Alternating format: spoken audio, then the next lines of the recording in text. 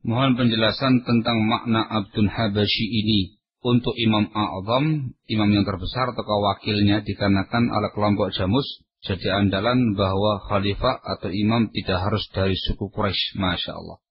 Pertanyaan yang sangat bagus. Jawabannya barakallahu fikum terkait dengan sabda Rasul tadi, wa in ta'ammara 'alaikum 'abdun habasyi, ada penjelasan dari para ulama. Riwayat tersebut mengandung beberapa ihtimal kemungkinan. Kemungkinan yang pertama ialah itu disebutkan Rasulullah SAW sebagai bentuk mubalaghah. Mubalaghah ya, bersungguh-sungguh di dalam memerintahkan kaum muslimin mentaati penguasanya, walaupun tidak akan pernah terjadi seorang khalifah, seorang pemuka atau penguasa yang bukan dari Quraisy. Karena Rasul mengatakan al-a'immatu min Quraisy, imam-imam al-a'zam itu semua dari Quraisy. Ada pula yang mengatakan barakallahu fikum dimanakan secara zahirnya. Dimanakan secara zahirnya. Walaupun yang menjadi pemimpin itu ialah budak Habasyi. Budak Habasyi. Namun menurut pendapat yang kedua ini itu bukan imam yang a'zam, tapi imam yang ditunjuk di sebuah tempat, di sebuah wilayah. Barakallahu fikum. Itu dilihat dari beberapa lafaz hadis. Rasulullah SAW mengatakan wa in ta'ammara 'alaikum 'abdun habasyi. Lafaz yang lainnya wa in istu'mila 'alaikum 'abdun habasyi. Kata-kata ta'ammar itu ada amirnya. Kata-kata ustu'mil itu ada amil yang memerintahkan dia. Sehingga budak Habasyi tadi ikhwan adalah sebuah pemimpin di sebuah tempat, di sebuah wilayah, di sebuah daerah, bukan pimpinan pusat. Antum bisa lihat penjelasan panjang dalam bab ini dalam kitab Adwaul Bayan, Tafsir Adwaul Bayan, Asy-Syaikh Al-'Allamah Muhammad Amin Syangqiti rahimahullahu taala, wallahu taala alam bis-shawab. Nah, terkait dengan Al-Imamul A'zam itu dari Quraisy. Selain itu boleh dari yang lain. Allahul musta'an, Allahul musta'an.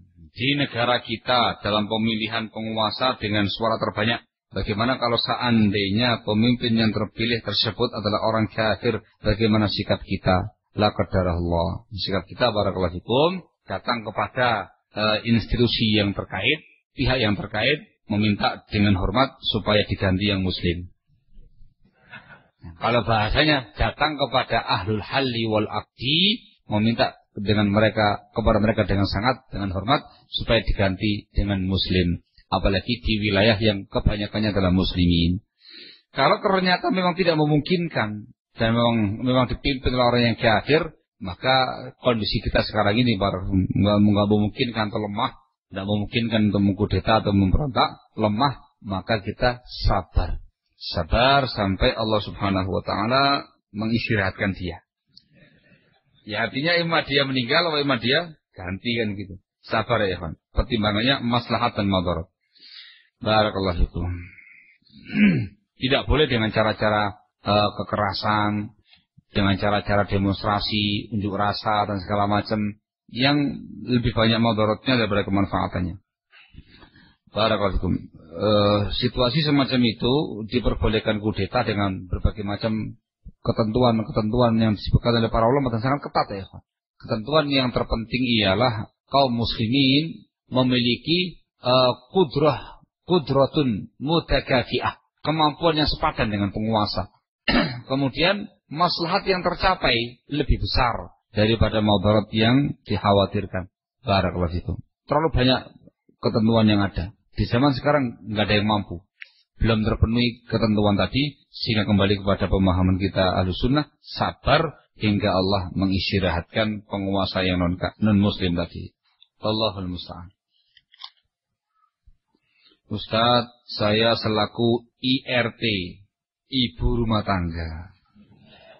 Saya selaku ibu rumah tangga sering disibukkan dengan kegiatan rumah. Apakah ada keringanan bagi saya untuk sholat asar sekitar jam 4.30, setengah 5? Masya Allah.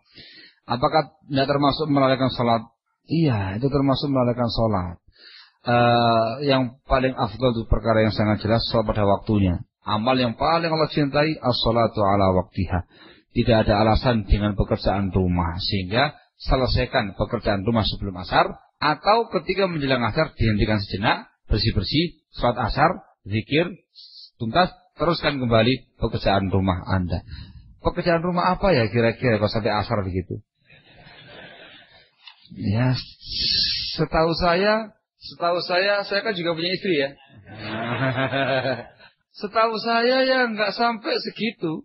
Ya pagi aja, paling pagi sampai zuhur gitu. Pagi sampai zuhur masak, nyuci, dan segala macamnya pagi. Pagi barakallahu fikum.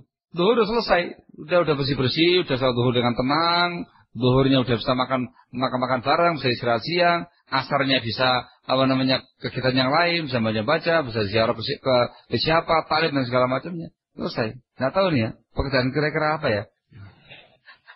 Allahul musta'an. Al-muhim, jangan sampai melalaikan dari para sholat. Salat dulu, teruskan kemudian pekerjaan Anda. Ya. Apakah sebutan ikhwan hanya untuk yang ngaji salafi saja? Sedangkan yang belum ngaji salafi nggak disebut ikhwan, meskipun masih muslim. Ini yang sering saya dengar dari ikhwan-ikhwan kita, bukan ikhwan juga. Apakah sesuai dengan bahasa Arab? Nggak sesuai. Yang namanya ikhwan itu laki-laki, saudara laki-laki. Barakallahu fikum sama muslim. Paham ya? Semua muslimin dikatakan akhuna, ikhwan kita. Barakallahu fikum. Tetapi sudah menjadi kebiasaan teman-teman kita gitu loh. Jadi kalau yang ikut ngaji bareng-bareng gitu, itu ikhwan kita gitu ya. Saudara kita gitu. Dia ketika melihat kaum muslimin yang lain, itu ikhwan kita. Ikhwan yang mana ya? Itu ikhwan kita. Itu ikhwan kita yang muslim ya, ikhwan barakallahu. Nah, enggak, kata-kata ikhwan tidak khusus untuk salafiyin. Ikhwan itu untuk semua kaum muslimin barakallahu. Diacak.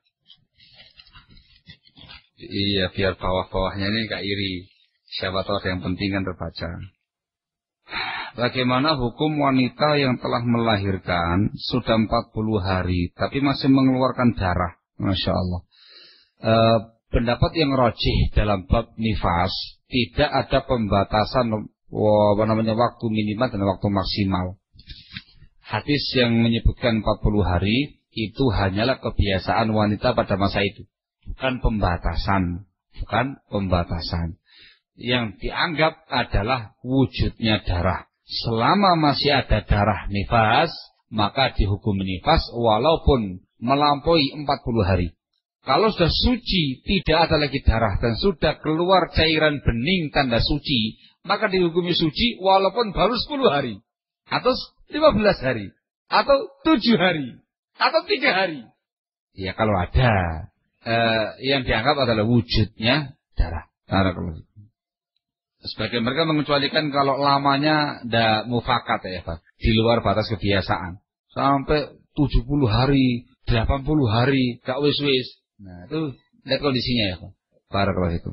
Biasanya dicek kondisi darahnya, terkadang dilihat diperiksakan ke dokter dan segala macam. Nah, bagaimana hukum seseorang yang bekerja di bank yang di situ terjadi praktek riba? Ya tidak boleh. Tidak boleh bekerja di tempat-tempat yang bank ribawi. Fatwa ulama tegas dalam masalah ini. Anda bisa lihat dalam Lajnah Daimah, fatwa Syekh bin Baz, fatwa Syekh bin Utsaimin, fatwa kibar ulama. Tidak boleh. Bekerja di lembaga-lembaga ribawi tidak boleh. Menjadi security tidak boleh. Nah, barakallahu fikum. Ketika dikasih fatwa tidak boleh itu jangan kemudian pusing gitu loh. Terus gimana setelah itu loh? Maisha itu masih banyak. Barakallahu fikum. Peluang-peluang untuk mengais itu masih banyak. Antum tidak bakal mati dengan semata-mata tidak kerja di bank. Tidak bakal mati. Cari yang lain. Insya Allah dikasih kemudahan oleh Allah Subhanahu wa ta'ala. Masya Allah. Ini kok sangar banget pertanyaannya nih. Dijawab enggak yang sangar-sangar? Dijawab. Masya Allah. Forumnya tepat apa enggak? Gak ketok ini. Tulisannya kayak resep dokter ini. Allah Ustaz. Enggak kelihatan ya. Dikatakan bahwasanya orang yang mendapat penghasilan dari jalan riba kemudian bertaubat setelah tahu hukumnya haram. maka harta yang dia dapat sebelumnya adalah halal bagi dia. Iya betul. Kalau dia dulunya bekerja di tempat-tempat yang haram, usaha-usaha yang haram, dikarenakan tidak tahu atau hawa nafsu atau semisalnya, kemudian dia bertobat kepada Allah, tahu perkara yang haram, perkara yang tidak boleh, maka apa yang telah dia hasilkan sebelum dia tahu ilmunya, sebelum dia bertaubat, itu halal bagi dia. Paham ya? Falahu ma salaf. Faman ja'ahu mau'izatun min rabbih fantaha falahu ma salaf. Barang siapa yang datang kepada dia peringatan dari Rabbnya dan dia berhenti taubat dari riba tadi, falahu ma salaf. Maka bagi dia, untuk dia yang telah lalu. Halal bagi dia. Bagaimana dengan tabungan yang dia punya di bank? Apakah boleh diambil dan juga halal? Iya. Tabungan-tabungan yang dia simpan sebelumnya, sebelum dia tahu hukumnya, itu semuanya halal bagi Anda. Tabungan, rumah yang mewah, mobil-mobil yang mewah, pekarangan-pekarangan, villa-villa dan segala macamnya, yang antum punya semua dari sebelum Anda taubat, itu semuanya halal bagi Anda. Tapi yang setelah Anda taubat, tidak boleh diambil. Kemudian yang lama-lama itu banyak dibersihkan dengan infak dan sedekah. Barakallahu fikum. Ragu akan kehalalannya. Banyak yang mau tuh. Mau nggak dikasih? Nah iya barang halal kalau nggak mau. Ustaz, tenang Ustaz. Untuk antum satu mobil saya Ustaz. Nanti antum pulang ke Jawa Timur, nggak usah pakai Ustaz, pakai mobil dari saya. Alhamdulillah, nggak ada yang nolak. Itu barang halal kayak gitu ya. Tapi nggak minta. Barakallahu fikum. Nah, alhamdulillah, itu merupakan rahmat dari Allah Subhanahu wa taala. Kemudian dari agama ini bagi orang-orang yang sebelumnya terjerat oleh riba, segera bertaubat. Yang setelah itu jangan diambil. Yang sebelumnya antum manfaatkan untuk keluargamu, untuk buka usaha baru dan segala macam. Halal, falahu ma salaf dengan nas Al-Qur'an. Barakallahu fikum. Masya Allah. Pertanyaan seputar masalah pemilu ini ya. Haruskah kita berterus terang, ini aja yang lainnya biar terwakili ya. Haruskah kita berterus terang kepada pemerintah tentang sikap kita terhadap pemilu yang hampir ada tiap tahunnya? Jawabannya, na'am. Antum harus berterus terang kepada pihak yang terkait, pihak desa dan segala macamnya terkait dengan bab ini. Dikarenakan sesuatu yang jelas-jelas tidak mungkin dibenarkan dalam Islam. Terangkan baik-baik, antum kasih mukadimah sebelumnya tentang ketaatan kepada penguasa, bawakan ayat, bawakan hadis tentang as-sam'u wa ta'ah, mendengar dan mentaati penguasa dalam perkara-perkara yang ma'ruf, dalam perkara yang mubah. Terangkan, sampaikan kepada mereka, dijabarkan kepada mereka, kita bukan anti pemerintah, kita bukan anti pemerintah, kita bukan pemberontak, kita bukan teroris dan segala macamnya. Kemudian mohon maaf yang sebesar-besarnya. Kita punya akidah, kita punya agama, kita punya prinsip. Untuk yang satu ini, mohon maaf yang sebesar-besarnya tidak bisa ikut serta. Ya sampaikan, kalau dengan cara yang baik, insya Allah bisa memahami dengan sebaik-baiknya. Barakallahu. Ya paling mereka mendata, datang, ya nggak datang. Barakallahu. Nah, ya kawan. Itu satu langkah, dua langkah, sekali dua kali mencoba, selebihnya insya Allah mereka paham siapa antum. Yang jelas ketika ada hal-hal yang sifatnya positif dengan pihak penguasa, ikut. Pak Lurah ngajak kerja bakti mubah, ikut. Kalau nggak bisa ikut, kasih jajan atau apa gitu ya, supaya mereka tahu kita orang yang bermasyarakat dan tidak anti pemerintah. Barakallahu. Alhamdulillah, saya pribadi sudah tenang. Mereka tahu siapa kita orang, tenang. Ya ada pemilihan lurah, didata, ya dataan, nggak ada masalah. Tidak ada masalah. KTP, KTP. KK, KK. Nih, semuanya lengkap ya, Evan. Orang legal ya, bukan ilegal ya. Ini lengkap, gitu. Dan mereka tahu, tidak bakal datang. Tahu ya sudah. Ya mereka juga memaklumi. Bisa dipahami ya, Evan. Barakallahu fikum. Tapi kita sudah memberikan keterangan sebelumnya kepada mereka dan tahu siapa kita. Itu nikmatnya. Itu nikmatnya. Ya kadang kita guyon dikarenakan orang pribumi, orang asli, kawan lama atau tetangga lama begitu. Sambil kian menang dah. Menang dah gitu. Itu gayanya orang sana. Menang gitu. Kalau orang Jawa Timur di tempat saya mengatakan menang dah gitu. Kamu menang gitu. Sambil dibioni gitu. Gini. Gimana lagi? Namanya juga pemilihan. Menang kalah takdiri. Sampai diajak bion begitu. Dan dia ngerti siapa kita orang. Itu nikmatnya ketika sudah memberikan penjelasan kepada pihak pemerintah. Sehingga mereka tidak curiga sama kita, mereka tidak akan antipati kepada kita, dan mereka maklum dan sangat memaklumi tatkala kita tidak datang ke sana. Allahumma sholli ala Muhammad. Masya Allah ya Pak. Hujan deras di injury time.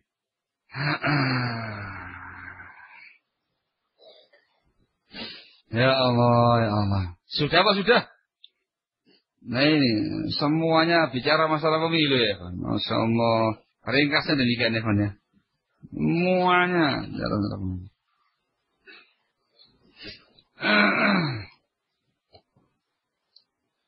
Yo, masalah pemilihan semua nih. Apakah sedekah dinilai dari jumlahnya? Jawabannya tidak. Semua amalan dinilai dari niat dan keikhlasannya. Innamal a'malu binniyat wa innamal likulli imri'in ma nawa. Paham ya? Rubba amalin saghirin tukabbiruhun niyyah. Betapa banyak amal yang dianggap kecil menjadi besar kedudukannya dengan niat. Wa rubba amalin kabir tusaghiruhun niyyah. Banyak sekali amal yang dianggap besar jadi kecil nilainya dengan niatnya dia. Innamal a'malu binniyat, bukan dengan jumlah, bukan dengan besar, tapi dengan niatan keikhlasan dia. Sebagaimana hadis Rasul, innamal a'malu binniyat wa innamal likulli imri'in ma nawa. Insyaallah, insyaallah. Masyaallah, insyaallah. Apakah termasuk dari bentuk ketaatan pada pemerintah yang menghimbau rakyatnya untuk menggunakan hak suara pilih? Hak suara itu hak pilih dalam ajang demokrasi? Jawabannya tidak. Dikarenakan itu dalam perkara maksiat kepada Allah Subhanahu wa taala, la ta'ata li makhluqin fi maksiatil khaliq. Apalagi zaman sekarang ini, ya, yang menjadi apa ya namanya, Ikhwan? Yang putih namanya? Golput. Nah, yang menjadi golput itu perkara yang biasa. Dalam pemilu atau pemilu kada atau pilkada, ketika dijumlah seluruh penduduknya, golput itu menang. Artinya suaranya banyak banget dan biasa. Ya, alhamdulillah tidak ada tokoh golputnya gitu aja ya. Tidak ada masalah. Jadi sehingga nggak mungkin. Itu bukan ketaatan yang harus pada kita. Masya Allah.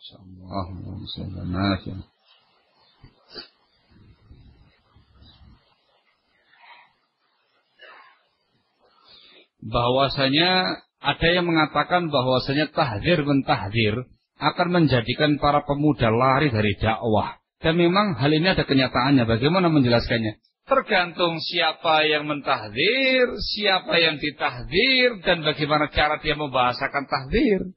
Kalau yang dia lakukan dengan tahdzir muayyan, mentahdzir orang tertentu, menvonis orang tertentu, fulan hizbi, fulan mubtadi, fulan hizbi, fulan mubtadi, bubar kabeh.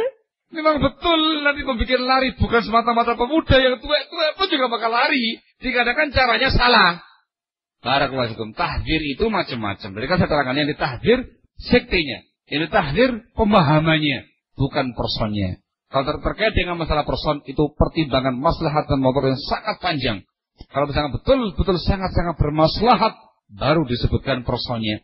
Tadi paham ya? Rasul menyebutkan secara umum, wa iyyakum muhdatsatil umur fa inna kulla bid'atin dhalalah wa sataftariqu ummati ala 73 firqatan kulluha finnar. Firqah secara global. Hakada. Sehingga ada uslub am, ada uslub khas, ada uslub ta'yin. Secara umum boleh. Secara khusus sekte pemahaman boleh.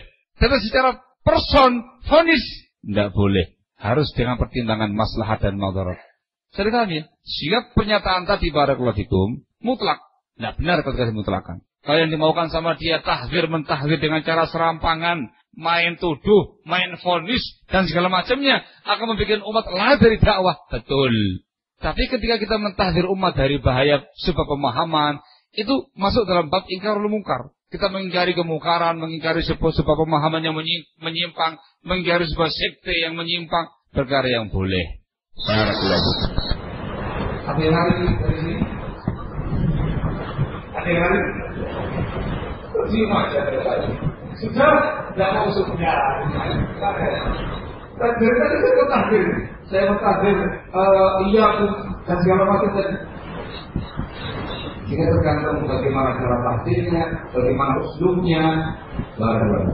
Jadi banyak yang mengingkari takdir secara mutlak itu dari kalangan Hizbi.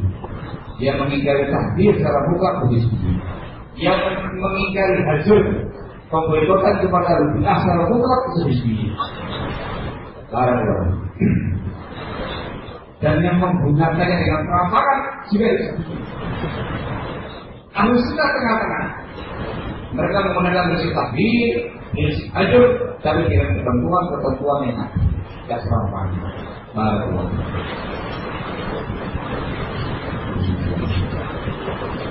Sudah. Sudah. Ini mana lagi selesai ini. Mau pulang juga selesai. Ya.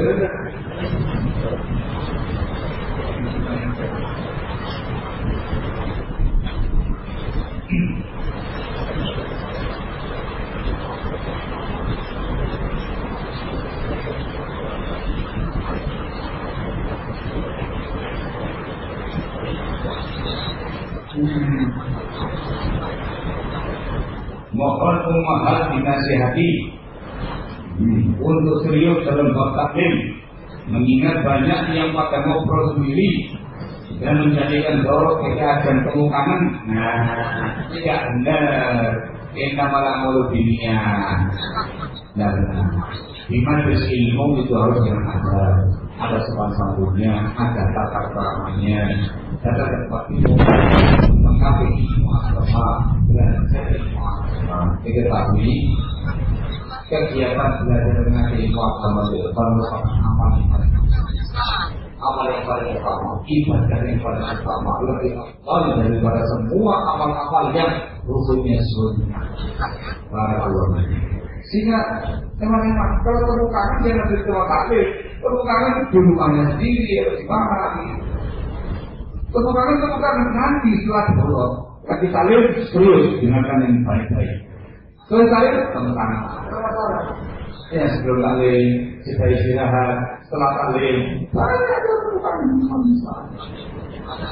nah, Ibnu Hajar al-Asqalani rahimahullah menyimpang dalam asma wa sifat, bahasanya menyimpang, tergelincir.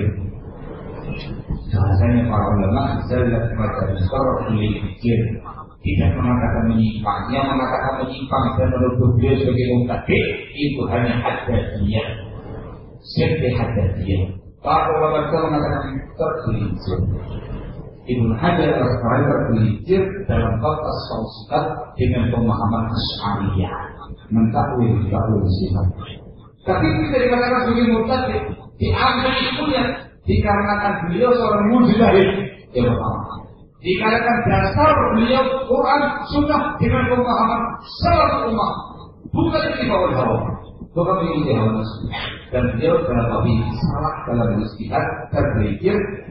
Siapa yang sebab? Mungkin karena lingkungan, mungkin karena pengaruh teman, mungkin karena pengaruh guru dan segala macamnya.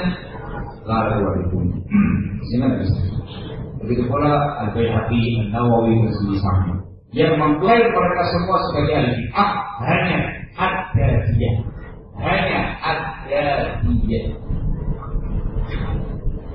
Sementara Ustaz Fulan yang menebar dakwah sunnah dan ulama Rasul ditahlil sekedar karena aturan, bagaimana itu? Kalau sekedar atau tidak? Kalau terkait dengan semata-mata nanti. Tapi kalau ada itu perkara-perkara yang lainnya, ya. Dan pembahasannya panjang, nggak mungkin sampai dengan sekarang baru. Nah, dan yayasan tersebut yayasan Hizbiyah, bukan yayasan Sunnah. Kalau terkait dengan semata-mata pengambilan dana tidak semudah itu. Tapi di belakangnya itu terdapat sekian banyak huru hara, sekian banyak perahara, sekian banyak keributan yang panjang ulasannya. Sehingga dengan itu cuma semata-mata yaitu benda satu bagian kecil dari sebuah penyangka dan permasalahan yang Di belakangnya ramai. Ramai. Dari mulai tahun 90-an sampai tahun 2013 dan sampai hingga insyaallah. Sekarang dia mengabulkan masa demikian, mengabulkan seakan-akan hanya itu. Tidak. Di belakangnya itu panjang.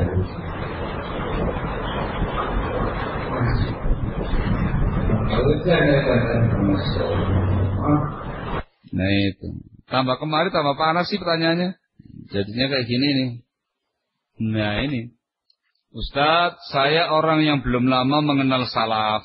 Saya terus belajar, ya. Terus belajar, yang semangat, ya. Tapi ketika saya belajar atau mengaji, ada beberapa ikhwan yang mengatakan, antum kalau ngaji jangan sama si fulan, jangan sama si fulan, dia hizbi. Nah, yang ingin saya tanyakan, hizbi itu apa? Nah itu, apa bahaya hizbi? Apa ciri-ciri hizbi? Nah itu dikarenakan orangnya tadi tahdzirnya serampangan. Sudah ngerti ini orang baru taklim mau ngaji langsung, jangan itu hizbi. Yang ini hizbi, yang ini hizbi, yang ini hizbi, yang ini hizbi. Siapa yang ngajari kayak gini? Siapa yang ngajari? Lu kok diem? Siapa yang ngajari? Ya orang-orang gak beres juga yang ngajari dia kayak gitu. Tidak mungkin Ahlus Sunnah wal Jamaah, tidak mungkin seorang dai salafi mengajari umat Islam, mengajari kaum muslimin tahdzir dengan serampangan. Tidak mungkin. Mereka pasti akan membawakan sekian banyak ketentuan panjang untuk hukum vonis. Jangan lupa ya, untuk hukum vonis. Barakallahu fikum. Nah ini. Ya, tahdzir mentahdzir yang membuat umat lari ya caranya kayak gini ini. Yang bikin orang lari dikarenakan serampangan. Barakallahu fikum. Ya, mengingkari tahdzir secara mutlak perbuatan hizbiyin, menggunakan tahdzir dengan serampangan juga perbuatan hizbiyin. Ini namanya bahasa umum, bukan bahasa takyin, perbuatan hizbiyin. Ya umum, bukan hizbiyin. Kita nggak menggunakan bahasa vonis. Yang betul dengan cara digunakan. Tidak mungkin diingkari yang namanya tahdzir, yang namanya hajar, yang namanya ingkarul munkar, tapi ada ketentuannya. Ada aturan mainnya, enggak serampangan. Barakallahu fikum. Terutama ketika menghadapi orang-orang yang masih baru taklim dan segala macamnya. Antum taklim, lembutkan hati dia, semangati dia belajar, ajak dia taklim, arahkan ke tempat-tempat yang bagus, arahkan kepada para ustaz-ustaz Ahlus Sunnah, terus supaya dia mengkaji, terus mulai mapan keilmuannya. Dan ada kemungkinan untuk diberi penjelasan. Baru kamu beri penjelasan. Yang ini awas, yang ini awas, yang ini awas, yang ini awas, yang ini awas. Gitu. Nah, bahasanya yang ini awas, yang ini awas. Ya, barakallahu fikum. Gitu ya. Nah, dibaca yang ini. Nyebut nama orang ini. Nah, tapi saya pun juga menjawabnya juga dengan mehon. Terakhir ya. Saya pernah mendengar ada seorang ustadz yang mengatakan bahwasanya Yazid Jawas salafi tapi salafinya goncang. Kemudian saya juga dengar istilah salafi goncang tadi ditanyakan kepada Syekh Rabi bin Hadi. Fatwa beliau mengatakan tidak ada istilah salafi goncang. Kemudian saya juga mendengar bahwasanya ustadz yang mengatakan Yazid Jawas itu salafi goncang belum lama ini mengisi daurah di negeri Matahari Terbit, tapi ngisinya di linknya Sururi. Apakah benar yang saya dengar itu? Wah, yang satu benar, yang lain samar-samar. Yang pertama benar, yang kedua samar-samar, sehingga harus diperjelas kebenarannya. Barakallahu fikum. Bolehkah kita mengambil ilmu atau duduk di majlisnya ustaz tersebut? Sangat banget ya, Ikhwan ya. Masya Allah, Allah yang itu. Dilihat dulu, kalau memang ngisi taklimnya itu di link-linknya Sururiyin, di link-linknya Hizbiyin, di link-linknya Tablighiyin atau Ikhwaniyin, dan dia tahu itu link-linknya mereka, dan dengan sengaja dia di sana tidak ada unsur ingkarul mungkar, tidak ada unsur tahdzir, tidak ada unsur pengingkar dan segala macam, nyaman di sana, ta'awun dakwah dengan mereka dan segala macamnya, nasihati, tegur beliaunya, Ustaz, barakallahu fikum. Diingatkan, mungkin beliau nggak tahu, mungkin beliau terjebak, mungkin beliau kurang informasi, atau mungkin yang salah informasi, atau mungkin ada yang salah paham dan segala macamnya. Yang samar-samar tadi diperjelas dulu. Ketika semua jelas dan menunjukkan memang beliau ada unsur penentangan, pengingkaran, pembelaan dan segala macamnya, maka ketika urusan taklim, talaki ilmu, mempelajari ilmu agama Allah Subhanahu wa taala, dicari dari orang-orang yang bersih akidahnya, bersih manhajnya, bersih ibadahnya, bersih akhlaknya. Inna hadzal ilma dinun fanzuru amman ta'khuduna dinakum. Ilmu itu agama. Maka lihat dari siapa kamu mengambil ilmu agama ini. Tidak bisa kamu ambil dari seseorang yang masybuh, yang penuh dengan syubhat. Tidak bisa kamu ambil dari orang yang majhul, tidak diketahui siapa dia. Taklim sama siapa dulunya, belajar sama siapa dulunya, dirosanya di mana, taklimnya di mana, siapa ustadznya, majhul, tidak dikenal, tidak mungkin. Atau orang yang syahil, tapi pandai ngomong. Yang diambil adalah seorang yang mutamakin fil ilm, yang mempunyai keilmuannya, orang yang bagus akidahnya, bagus manhajnya, kokoh, bersih akhlak dan muamalahnya, dikarenakan ilmunya agama ya kan. Sekali kita salah dalam mengambil ilmu agama Allah, min dzalik naktafi lahuna subhanaka wa bihamdika asyhadu an la ilaha illa anta astaghfiruka wa atubu ilaik walhamdulillahi rabbil alamin.